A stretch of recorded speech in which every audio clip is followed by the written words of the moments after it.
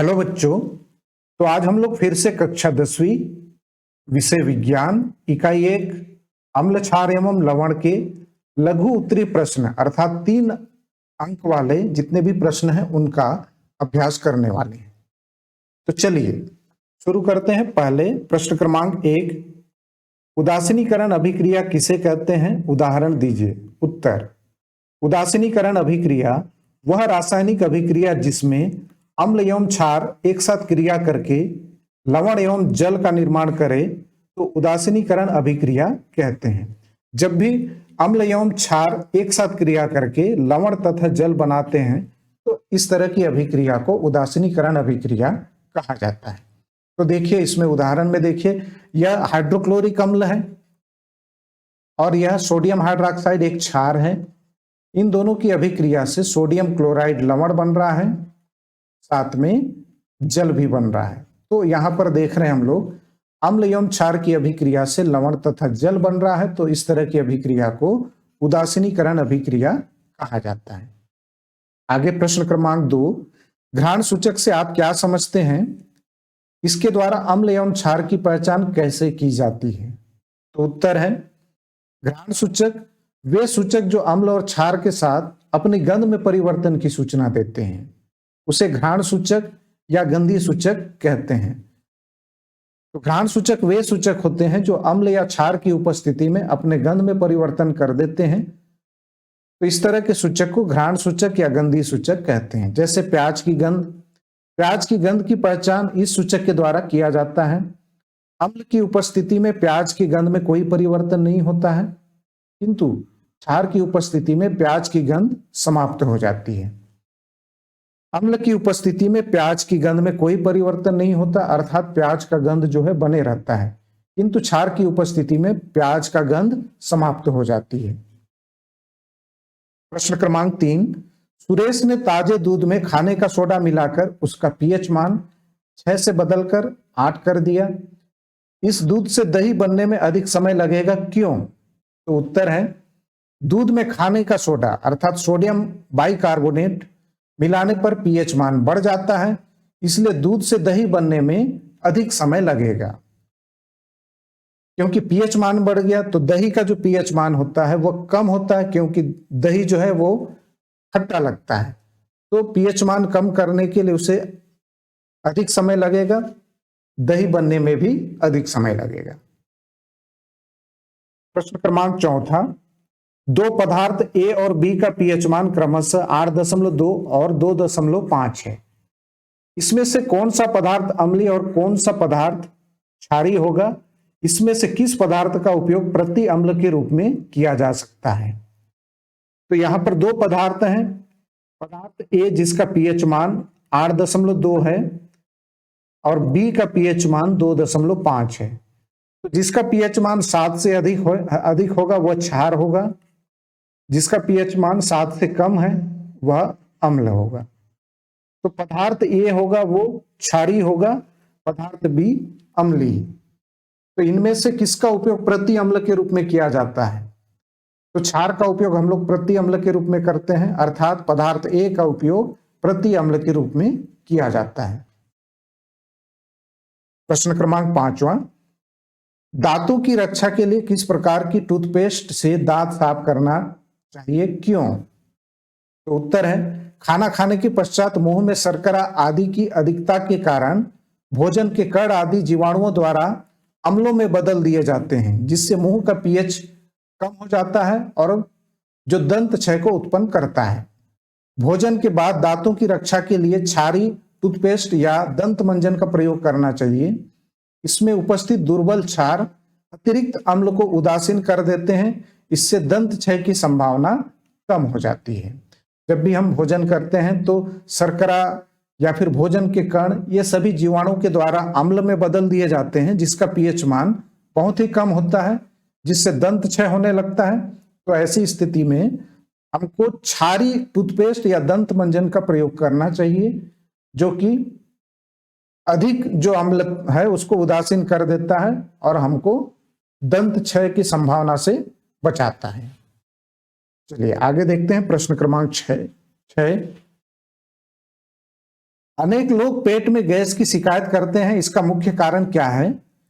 इससे आराम पाने के लिए लोग मिल्क ऑफ मैग्नीशिया का उपयोग करते हैं, क्यों? तो उत्तर है, अमाशय में जठर रस स्रावित होता है जिसमें एंजाइम पेप्सिन और हाइड्रोक्लोरिक अम्ल होता है। अमाशय में जो जठर रस स्रावित होता है उसमें हाइड्रोक्लोरिक अम्ल और पेप्सिन एंजाइम होता है। एंजाइम पेप्सिन अम्लीय माध्यम में ही सक्रिय होता है। जब हाइड्रोक्लोरिक अम्ल अधिक मात्रा में स्रावित होता है तब यह अमाशय में जल उत्पन्न करता है। अम्ल की अधिकता को उदासीन करने के लिए जिन पदार्थों का प्रयोग किया जाता है उन्हें एंटासिड कहते हैं। इसके लिए प्रायः लोग मिल्क ऑफ मैग्नीशिया प्रयोग करते हैं जो एक दुर्बल क्षारक है। यह अधिक अम्ल को उदासीन करके आराम पहुंचाता है। जब भी हमारे पेट में गैस की समस्या होती है, गैस की शिकायत होती है, तो हम लोग प्रति अम्ल एंटासिड के रूप में मिल्क ऑफ मैग्नीशिया का प्रयोग करते हैं जो कि एक दुर्बल क्षारक है जो अम्ल को उदासीन करके हमको आराम पहुंचाता है। प्रश्न क्रमांक 7वां, अम्ल वर्षा किसे कहते हैं? इसके दो हानिकारक प्रभाव को लिखिए। उत्तर, किसी पदार्थ के दहन के फलस्वरूप उत्पन्न कार्बन डाइऑक्साइड, सल्फर डाइऑक्साइड तथा नाइट्रोजन के ऑक्साइड, नाइट्रोजन डाइऑक्साइड जल के साथ क्रिया करके विभिन्न अम्लों का निर्माण करते हैं। इसका वर्षा के जल में मिलकर होने वाला वर्षा अम्ल वर्षा कहलाता है। जब भी किसी पदार्थ का दहन होता है तो वहां से carbon dioxide, sulphur dioxide, nitrogen dioxide इस तरह के गैस निकलते हैं जो वर्षा के जल के साथ मिलकर के अम्ल का निर्माण करते हैं और अम्ल वर्षा के रूप में नीचे गिरते हैं। जैसे कार्बन डाइऑक्साइड पानी के साथ मिलकर के कार्बोनिक अम्ल बना लेता है, उसी तरह से सल्फर डाइऑक्साइड पहले ऑक्सीजन के साथ क्रिया करके सल्फर ट्राइऑक्साइड बनाता है, फिर यह सल्फर ट्राइऑक्साइड जल के साथ अभिक्रिया करके सल्फ्यूरिक अम्ल बना लेता है। उसी तरह से नाइट्रोजन डाइऑक्साइड जल के साथ अभिक्रिया करके नाइट्रिक अम्ल बनाता है। तो इस तरह से कार्बोनिक अम्ल, सल्फ्यूरिक अम्ल, नाइट्रिक अम्ल ये सभी वर्षा के साथ नीचे गिरते हैं तो उसे अम्ल वर्षा कहा जाता है। तो अम्ल वर्षा के कुछ हानिकारक प्रभाव हैं। पहला, कीमती इमारतों को नुकसान पहुंचाता है। अम्ल वर्षा कीमती इमारतों को नुकसान पहुंचाता है। दूसरा, वनस्पति में प्रकाश संश्लेषण की दर को कम कर देता है। तीसरा, भूमि की अम्लता एवं क्षारीयता की मात्रा को बढ़ा देता है। तो ये अम्ल वर्षा के कुछ हानिकारक प्रभाव हैं। प्रश्न क्रमांक 9, धातु के साथ अम्ल की अभिक्रिया होने पर सामान्यतः कौन सी गैस निकलती है? आप निकलने वाली गैस का परीक्षण कैसे करेंगे? मैग्नीशियम धातु का उदाहरण देकर समझाइए। उत्तर, धातु को अम्ल के साथ क्रिया कराने पर हाइड्रोजन गैस निकलती है। मैग्नीशियम धातु हाइड्रोजन गैस के समीप आने पर जलने लगती है। प्रश्न क्रमांक 10वां, निम्नलिखित अभिक्रियाओं के लिए समीकरण दीजिए। पहला, तनु सल्फ्यूरिक अम्ल दानेदार जिंक के साथ अभिक्रिया करता है, तो इसको समीकरण के रूप में लिखेंगे। यह हमारा तनु सल्फ्यूरिक अम्ल है, तनु सल्फ्यूरिक अम्ल है। ये जिंक धातु है, इन दोनों के बीच अभिक्रिया होती है तो जिंक सल्फेट बनता है और साथ में हाइड्रोजन गैस उत्पन्न होती है। दूसरा, तनु हाइड्रोक्लोरिक अम्ल मैग्नीशियम पट्टी के साथ अभिक्रिया करता है, तो ये हमारा हाइड्रोक्लोरिक अम्ल है जो मैग्नीशियम के साथ अभिक्रिया करके मैग्नीशियम क्लोराइड बनाता है और साथ में ये भी हाइड्रोजन गैस उत्पन्न करता है। तीसरा, सोडियम कार्बोनेट हाइड्रोक्लोरिक अम्ल के साथ अभिक्रिया करता है, तो इसका समीकरण है, ये हमारा सोडियम कार्बोनेट है और ये हाइड्रोक्लोरिक अम्ल है। इन दोनों के बीच में अभिक्रिया होती है तो सोडियम क्लोराइड साधारण नमक बनता है, साथ में जल बनता है और कार्बन डाइऑक्साइड गैस मुक्त होती है। आगे प्रश्न क्रमांक 11वां, वायुमंडल में carbon dioxide, sulphur dioxide, nitrogen dioxide की अधिकता जनजीवन को किस प्रकार प्रभावित करती है? जब वायुमंडल में कार्बन डाइऑक्साइड, सल्फर डाइऑक्साइड तथा नाइट्रोजन की ऑक्साइड की मात्रा बढ़ जाती है तो ये सभी ऑक्साइड जल में घुलकर अकार्बनिक अम्लों का निर्माण करते हैं, जैसे H2CO3 है ना, H2SO4, HNO3, और इस तरह से ये सभी अम्ल जो है वर्षा के साथ मिलकर के अम्लीय वर्षा करते हैं, जिससे बहुत सारे हानिकारक प्रभाव हमारे जनजीवन पर, हमारे वनस्पतियों पर पड़ता है। तो इन सभी से जो वर्षा होती है उसको अम्लीय वर्षा कहा जाता है, इसी को अम्ल वर्षा कहा जाता है।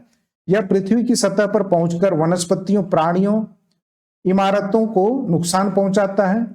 अम्ल वर्षा के कारण ताजमहल का दूधिया रंग धूमिल हो रहा है। इसके साथ ही ये सभी gas, carbon dioxide, sulphur dioxide, nitrogen के ऑक्साइड, ये सभी वायु प्रदूषण भी उत्पन्न करते हैं, जिससे श्वसन संबंधित रोग भी उत्पन्न होता है। ये तीनों जो गैस हैं, ये तो एक अम्ल वर्षा भी करते हैं, जिससे बहुत सारे वनस्पति, प्राणियों, इमारतों को नुकसान पहुंचता है। साथ ही यह वायु प्रदूषण भी उत्पन्न करते हैं, जिससे श्वसन संबंधी रोग उत्पन्न होता है। तो चलिए अगला प्रश्न है, प्रश्न क्रमांक 12वां। निम्नलिखित लवणों में अम्लीय तथा क्षारीय मूलक को पहचानिए। तो कुछ यहां पर लवण दिए गए हैं, जैसे ammonium chloride, potassium nitrate, ammonium carbonate और कॉपर सल्फेट। ये सभी लवण हैं। इनमें से अम्लीय मूलक और क्षारीय मूलक को पहचानना है। तो सबसे पहले ये जान लेते हैं कि अम्लीय मूलक और क्षारीय मूलक क्या चीज है, क्या होते हैं। अम्लीय मूलक और क्षारीय मूलक क्या होते हैं, इसको पहले जान लेते हैं। तो देखिए, लवण जो होता है यह मुख्य रूप से दो भागों से बना होता है। एक तो इसमें एक भाग जो होता है, एक भाग क्षार से आया हुआ होता है, जो धनात्मक भाग होता है, और दूसरा जो भाग होता है ऋणात्मक भाग, वह अम्ल से आता है। तो जो भाग अम्ल से आता है, जो ऋणात्मक भाग अम्ल से आता है, उसे ऋणात्मक, ये अम्लीय मूलक कहा जाता है।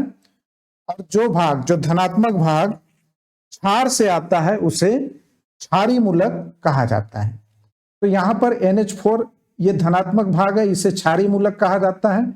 Cl- एक अम्लीय मूलक है। उसी तरह से यहाँ पर पोटेशियम K+ होगा, तो ये क्षारीय मूलक होगा। NO3 यह अम्लीय मूलक है। यहाँ पर भी NH4+ क्षारीय मूलक है। CO3 अम्लीय मूलक है। CuSO4 में Cu2+ क्षारीय मूलक होगा और SO4 अम्लीय मूलक है। तो यहाँ पर अम्लीय मूलक Cl-, NO3 CO3 SO4 है, और क्षारीय मूलक है NH4+, K+ और Cu2+। तो चलिए आगे देखते हैं, प्रश्न क्रमांक 13। लवण किसे कहते हैं, किसी लवण की प्रकृति किस प्रकार निर्धारित होती है। लवण वे आयनिक यौगिक हैं जिनमें एक भाग धनावेशित तथा दूसरा भाग ऋण आवेशित होता है। इसमें धनायन और ऋणायन दोनों की संख्या समान होती है, अतः लवण विद्युत उदासीन होता है। देखिए, लवण में दो भाग होते हैं, मैं पहले भी पिछले प्रश्न में भी बताया था। एक भाग धनात्मक भाग होता है, दूसरा ऋणात्मक भाग होता है। धनात्मक भाग को क्षारीय मूलक कहा जाता है, ऋणात्मक भाग को अम्लीय मूलक कहा जाता है। तो किसी भी लवण में ये जो धनात्मक आयन और ऋणात्मक आयन, ये दोनों की संख्या समान होती है, अर्थात लवण जो होता है वह विद्युत उदासीन होता है। तो यहां पर अमोनियम नाइट्रेट में अमोनियम प्लस आयन जो है यह क्षारीय मूलक है, NO3- यह जो है अम्लीय मूलक है। उसी तरह से सोडियम कार्बोनेट में Na+ एक क्षारीय मूलक है और CO3 एक अम्लीय मूलक है। प्रश्न क्रमांक 14। लता तथा मधु ने प्रयोग करते समय सोडियम क्लोराइड में सांद्र सल्फ्यूरिक अम्ल डाला। अभिक्रिया के फलस्वरूप गैस निकली। लता ने परख नली के मुंह के समीप शुष्क नीला लिटमस पत्र रखा तो कोई परिवर्तन नहीं हुआ, किंतु जब गीला लिटमस पत्र रखा तो वह लाल हो गया। इसका कारण लिखिए। उत्तर, शुष्क सोडियम क्लोराइड सांद्र सल्फ्यूरिक अम्ल से क्रिया करके हाइड्रोक्लोरिक अम्ल बनाता है।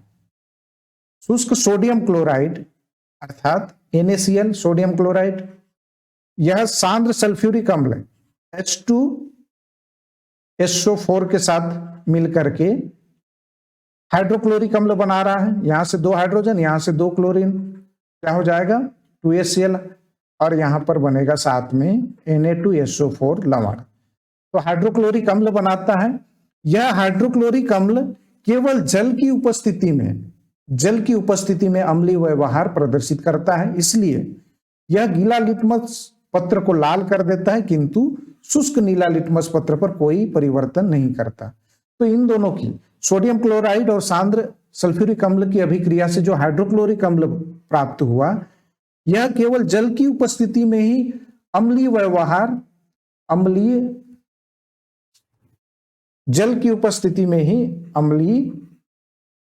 अम्लीय व्यवहार प्रदर्शित करता है।